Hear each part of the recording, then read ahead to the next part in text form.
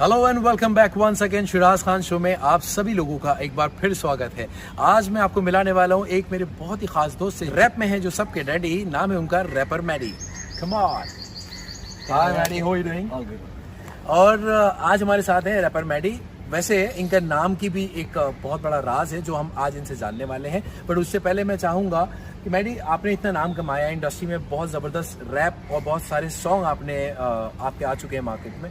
कुछ अपनी personal life के बारे में बताएं, कहाँ से आपने स्कूलिंग की, फैमिली बैकग्राउंड कहाँ से रहा, कैसे शुरुआत हुई? मैंने अपनी पढ़ाई पहले इसी कॉलोनी के एक स्कूल है, इसका नाम है DAV पुष्पांजलि। ओके। तो उससे पहले एक छोटा स्कूल, जैसे कहते हैं छोटा बड़ा स्कूल होता है, एक 8वीं के बाद होता है और ऐसे करके, तो एक छोटा स्कूल है तरुण अंकली में, जो कि इसकी बिल्कुल एडजेसेंट कॉलोनी है। और उसमें मैंने अपनी LKG करी, और LKG में एक बहुत अच्छा सीन था जिसमें टीचर ने पूछा, प्रिंसिपल ने पूछा कि भाई तुम पोएम सुनाओ। तो उन्होंने बोला कि भाई पोएम सुनाओ, तो मैंने सुनाई। फिर उन्होंने बोला काफ़ी सुना ली, इसमें गाने वाने आते हैं। तो उस टाइम पे शंकर महादेवन जी का गाना आया था, हवा हवा ए हवा खुशबू लुटा दे, तो मैंने वो गाना गा दिया। तो उसके बाद उन्होंने सवाल नहीं पूछा, उसके बाद एडमिशन हो गया सीधे।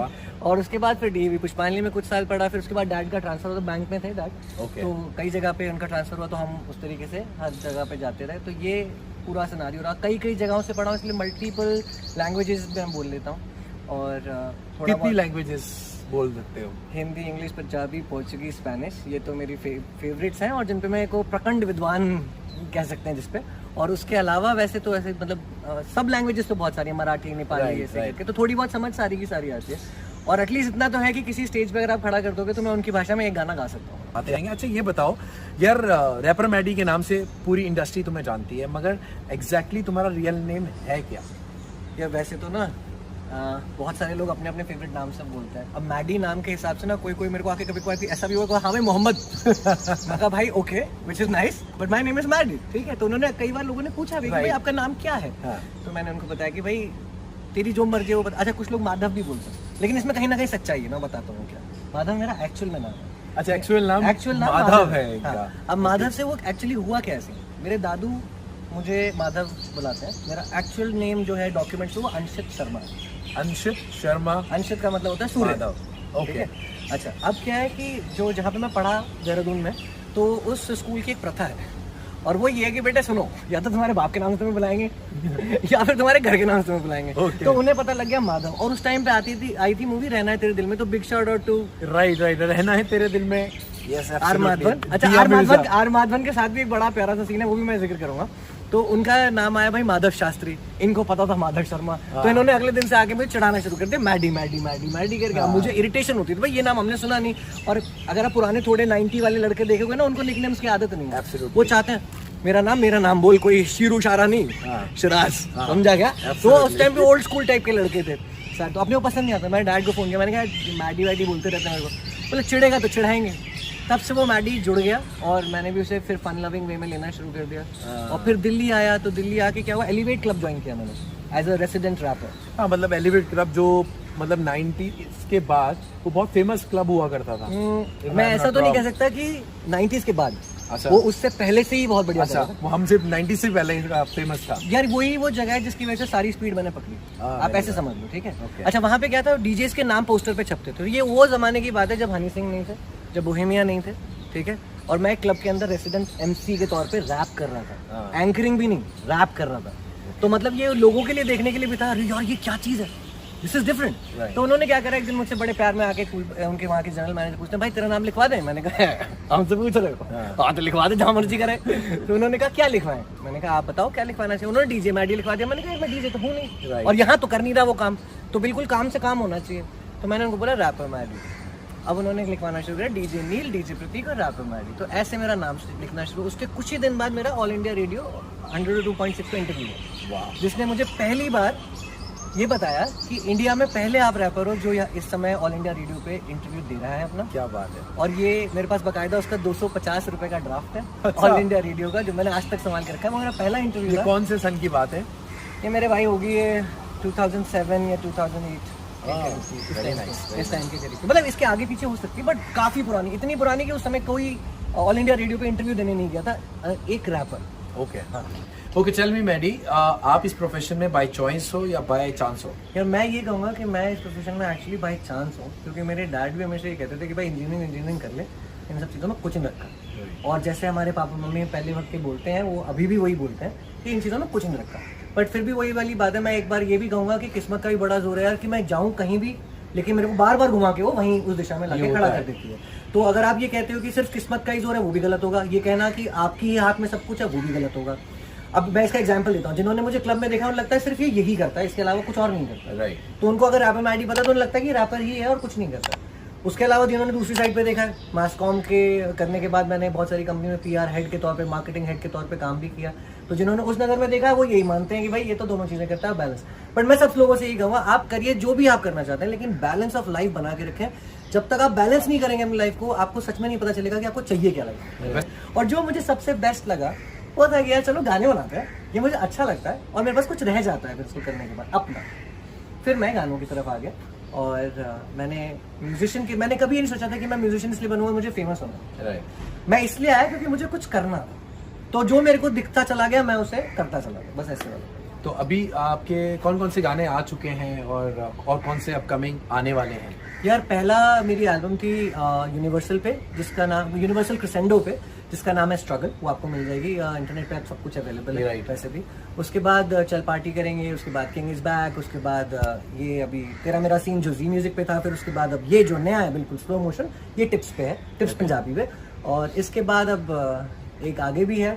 अच्छा मैं नाम नहीं बताता, इसका भी एक मुद्दा है और मसला है कि आजकल ना नाम सुन के भी लोग पूरा गाना लिख लेते हैं और नाम की गेम है। तो ये बड़ा अजीब चीज है और ये हमारे साथ हो चुका है एक बारी, तो मैं इस बारे में बताऊंगा नहीं। ओके मैडी, टेल मी कि ये जो लॉकडाउन कोविड की सिचुएशन रही है, इसमें इंडस्ट्री कितनी इफेक्ट होने वाली है? क्योंकि जो लॉकडाउन से पहले का सिनारियो था इंडस्ट्री में काम करने का और अब में कितना फर्क आने वाला है? काम लोगों को, आर्टिस्ट को कितना और कैसे मिलेगा? यार देखो, इसको आप मेरा व्यू जो है ना इस पर बहुत अलग है और बहुत लोगों को विचलित करेगा, लेकिन इसका आंसर बहुत अच्छा है। बहुत लोगों की शायद समझ नहीं आया था कि जो दुनिया है वो इंटरनेट की तरफ अग्रसर हो रही है और बहुत स्पीड में आगे बढ़ रही है।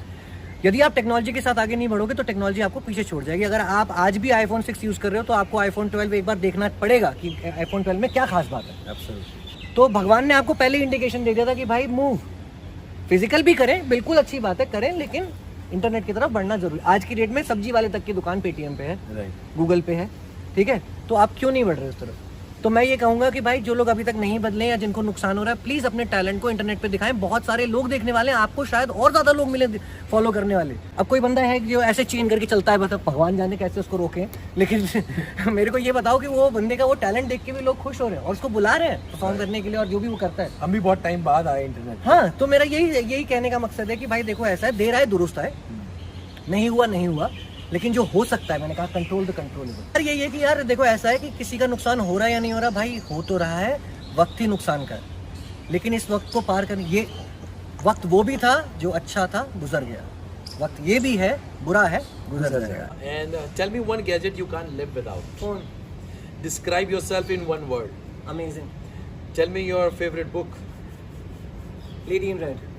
What you have done that you have most proud of. I've been myself. If you get a chance to talk to PM, what would you talk about?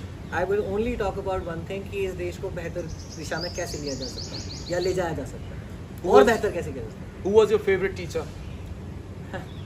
मेरे टीचर्स बहुत अच्छे रहे यार, मैं किसी एक टीचर का नाम, मेरे सारे गुरु एकदम भगवान समान है, तो सारे एक समान और सारे भगवान समान, ऐसे माता पिता भी हैं उसमें। What makes you smile and what scares you the most?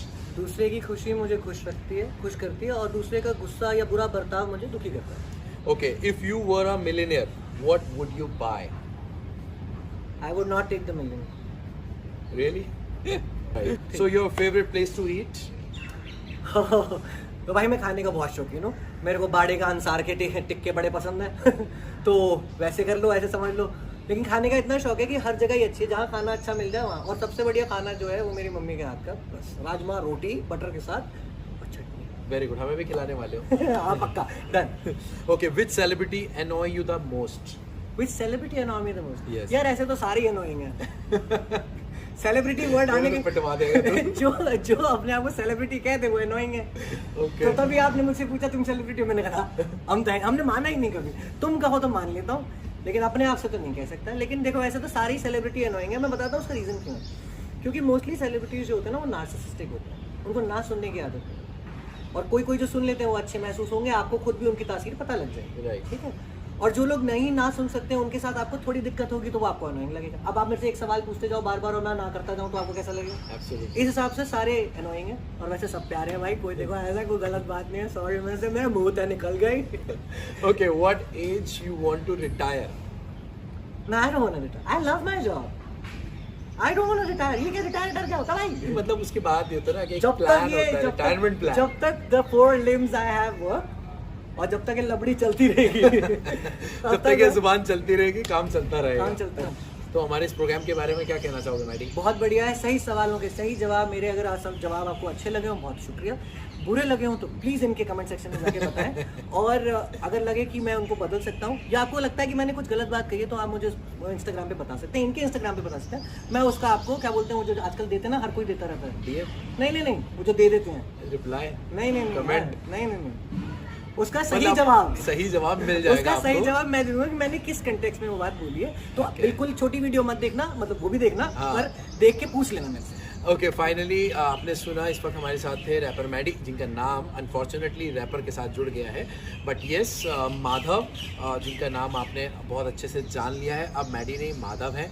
और दूसरी एक बात, अगर आपको मैडी की ये स्टोरी पसंद आई है और इसमें आपको लगता है कि आप मोटिवेट हो सकते हैं और हुए हैं, तो आप प्लीज़ इनकी स्टोरी को ज़रूर शेयर कीजिएगा और सब्सक्राइब ज़रूर कीजिएगा और हमारे चैनल पे शेयर करना मत भूलिएगा। Subscribe now. Thank you.